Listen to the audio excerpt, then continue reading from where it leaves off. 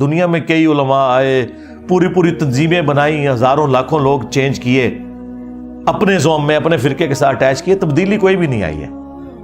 یہاں پہ آپ دیکھیں, اور یہاں تو جب ہم چھوٹے چھوٹے تھے نا, تو کبھی کوئی ایک خبر آتی تھی سالوں بعد کہ فلاں بندہ جو ہے نا اہل حدیث سے بریلوی ہو گیا, کوئی بریلوی سے دیوبندی ہو گیا, ایتھے لینڈ لگی ہے جی, ساڑھے کو لائف سٹوریاں نہیں پہ پوریاں ہوندیاں.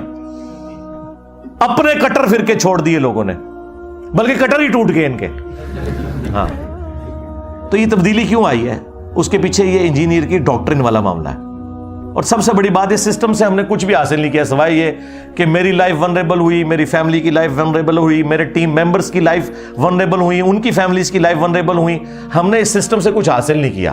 یا ہوتا نا کہ ہم نے چندہ بک ہوتی ہے اور ہمارے لوگ سارے کام چھوڑ کے یہ کام کر رہے ہوتے ہیں. ہمارے جتنے لوگ ہیں اپنا کام کرتے ہیں, سب والنٹیئرز ہیں, اپنا اپنا کام کرتے ہیں. صرف اتوار والے دن آ کے انہوں نے اپنی کمٹمنٹ کرنی ہوتی ہے اور فی سبیل اللہ پھر اپنے کاموں میں لگ جاتے ہیں. کسی کی دکان ہے تو دکان پہ ہے, کوئی ملازم ہے تو ملازمت کرتا ہے. میں نے تو کسی کو یہاں پہ بھرتی نہیں کیا ہوا, اللہ کا شکر ہے. تو سب لوگ والنٹیئرلی کام کرتے ہیں. تو ہم نے اس سسٹم سے حاصل تو کچھ بھی نہیں نہ کیا.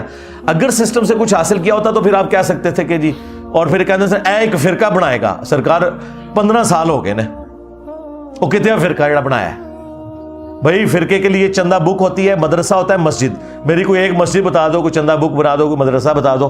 نہیں, تمہارے پیچھے نمازیں پڑھ رہے ہیں, تمہیں چندے دے رہے ہیں, تو فرقہ کہاں سے بن گیا بھائی؟ کسی چیز کو مچھلی ثابت کرنے کے لیے مچھلی والی خوبیاں چاہیے نا. گھوڑے کو آپ مچھلی ثابت کرنے کی کوشش کریں گے تو آپ کو لوگ پاگل ہی کہیں گے نا. تمہارے بزرگوں والا کوئی گند میرے اندر موجود نہیں, کیونکہ وہ گند اس لیے کہ آپ کہتے ہو نا یہ فرقہ بنا رہا ہے. تو پھر جنہوں نے فرقے بنائے ہوئے ہیں وہ جو گند کرتے رہے ہیں, ان کا کوئی ایک گند مجھے بتا دو کہ تمہارے اندر بھی وہ والا گند موجود ہے. کوئی کتاب لکھ کے میں نے لوگوں کے حوالے کی ہو, کتابیں تو یہ وہی ہیں. کوئی فرقہ بنایا ہو, کوئی چندہ بک بنائی ہو. یہ میں کہتا ہوں فلاں کے پیچھے نماز نہیں ہوتی, میں کہتا ہوں ساروں کے پیچھے نماز ہوتی, سارے مسلمان ہیں. تو اس سسٹم سے کچھ بھی حاصل نہیں کیا. تو اس طرح کے جھوٹے زمان لگا کے اپنی بدنامی کماتے ہیں.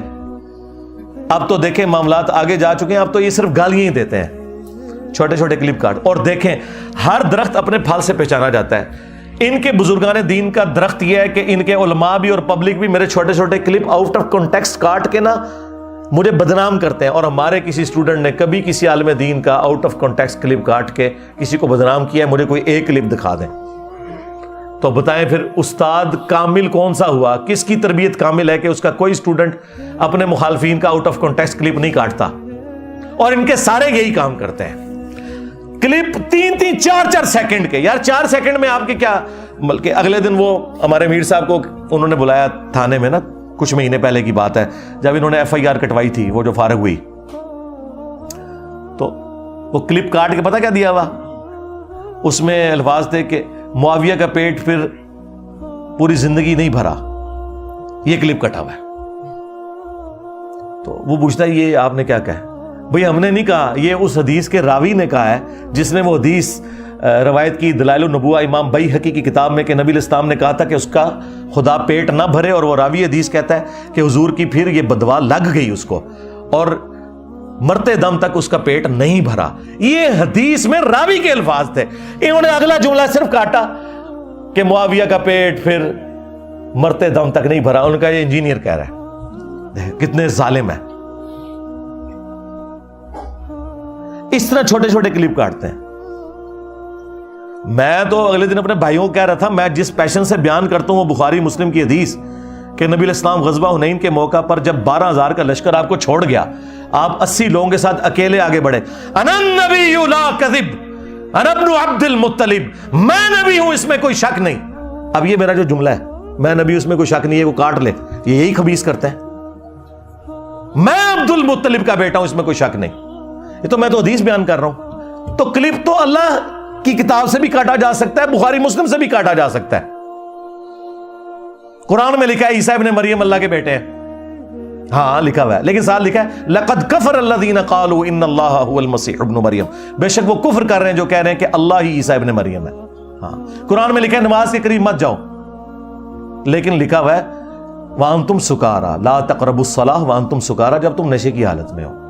ہاں جی, تو میرے بھائی کلپ تو اللہ کا بھی کاٹا جا سکتا ہے, کلپ تو رسول اللہ کا بھی کاٹا جا سکتا ہے, لیکن یہ جو کلپ کاٹنے والے ہیں نا، یہ ثابت کر رہے ہیں کہ یہ دین کے غدار ہیں، یہ دشمن ہے دین کے، کہ جو مجاہد دین کا کام کر رہا ہے اس کی لائف کو بھی ونریبل کر رہے ہیں. مجھے تو فرق نہیں پڑتا، میں نے تو اپنی لائف ونریبل کی ہوئی ہے، میں نے آپ کو بتایا، مجھے کوئی فرق نہیں پڑتا. میں اب اس لائف کے ساتھ اللہ نے مجھے مانوس کر دیا ہے، اگرچہ میرے لیے مشکل زندگی ہے لیکن میں اس کے ساتھ مانوس ہو چکا ہوں، مجھے کوئی فرق نہیں پڑ رہا.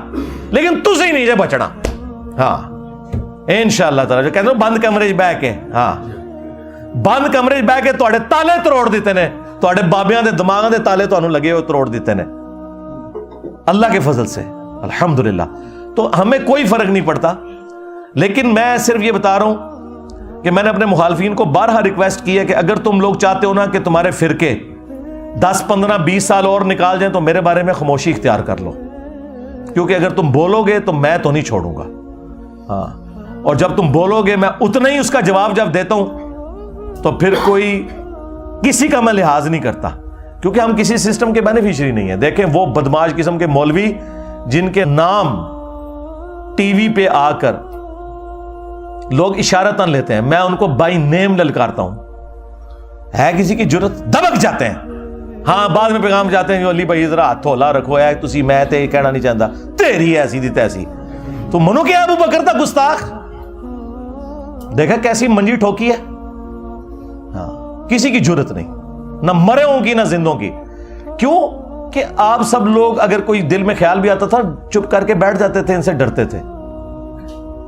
اللہ کے فضل سے اللہ نے مجھے ہمت دی ہے اور اب تو ہر طرف انجینئر ہو رہی ہے. آج ہمارا یہ دعوت کا قد کاٹ ہی بہت بڑا ہے، لیکن جب شروع میں جتنی مشکلات تھیں آپ لوگ سوچ نہیں سکتے. وہ تو دیکھو لائف سٹوری تو میری ابھی سٹارٹ ہی نہیں ہوئی ہے. ابھی تو میں صرف آپ کو دعوت کے حوالے سے ڈسکشن بتا رہا ہوں کہ کس طریقے سے ہم نے مشکلات دیکھی ہیں شروع میں. وہ اگر میں تفصیلات آپ کو بتاؤں تو آپ حیران ہو جائیں کہ آج تو خیر معاملات ہی اللہ تعالیٰ نے بہت آسان ہمارے لیے کر دیے ہیں اللہ کے فضل سے.